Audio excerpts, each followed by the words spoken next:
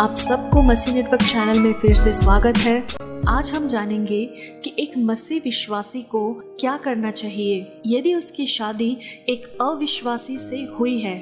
एक अविश्वासी से विवाह करना एक मसीह विश्वासी के जीवन की सबसे कठिन चुनौतियों में से एक हो सकता है। विवाह एक पवित्र वाचा है जो दो लोगों को एक तन में एक साथ जोड़ती है। जैसे मत्ती 19:5 में लिखा है, इस कारण मनुष्य अपने माता पिता से अलग होकर अपनी पत्नी के साथ रहेगा और वे दोनों एक तन होंगे।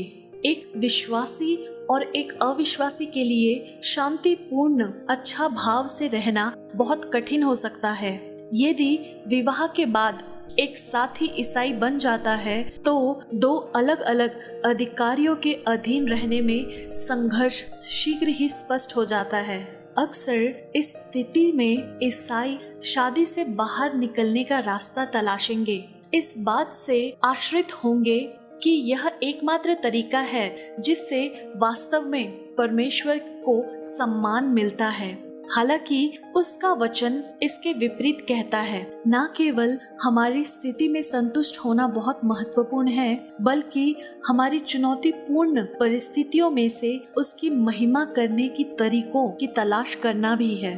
बाइबल विशेष रूप से 1 कुरिन्थियों 7:12-14 में अविश्वासियों से विवाहित लोगों को संबोधित करती है। यदि किसी भाई की पत्नी विश्वासी ना हो और उसके साथ रहना चाहे तो वह उसे तलाक ना दे, और यदि किसी स्त्री का ऐसा पति हो जो विश्वासी ना हो और उसके साथ रहना चाहे तो वह उसे त्याग ना दे, क्योंकि अविश्वासी पति अपने पत्नी के द्वारा पवित्र किया गया है और अविश्वासी पत्नी अपने विश्वासी पति के द्वारा पवित्र की गई है। अविश्वासियों से विवाहित मसीहों को पवित्र आत्मा की सामर्थ के लिए प्रार्थना करने की आवश्यकता होगी ताकि वे मसीह को अंगीकार कर सके और परमेश्वर की उपस्थिति के प्रकाश में रह सके। उन्हें अपने हृदय को बदलना और पवित्र आत्मा के फल को उत्पन्न करने के लिए परमेश्वर की परिवर्तनकारी शक्ति की तलाश करनी चाहिए।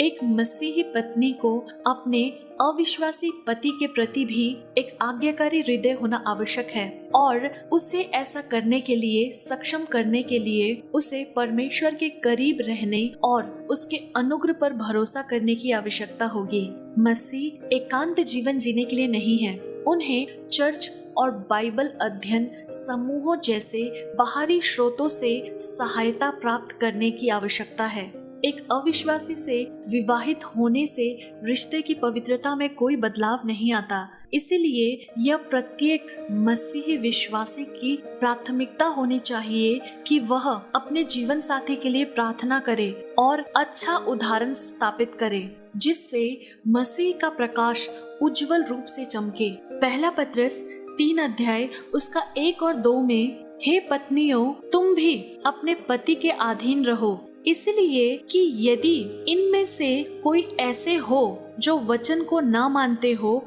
तो भी तुम्हारा भय सहित पवित्र चाल चलन को देखकर बिना वचन के अपनी अपनी पत्नी के चाल चलन के द्वारा खींच जाए। प्रियो, इसमें पाया गया सत्य ये है कि एक अविश्वासी पति या पत्नी को जीता जा सकता है। हर उस मसीह विश्वासी की आशा और लक्ष्य बने जो एक अविश्वासी से विवाह करता है। मुझे अब तक सुनने के लिए धन्यवाद। अगर किसी ने हमारे चैनल को सब्सक्राइब नहीं किया तो कृपया हमारे चैनल को सब्सक्राइब करें और बेल आइकन भी जरूर दबाएं ताकि जब कभी हम अपने नए वीडियो डालें तो आप लोगों को उसका नोटिफिकेशन मिलता रहे। आप सबको जय मसीह। God bless you all.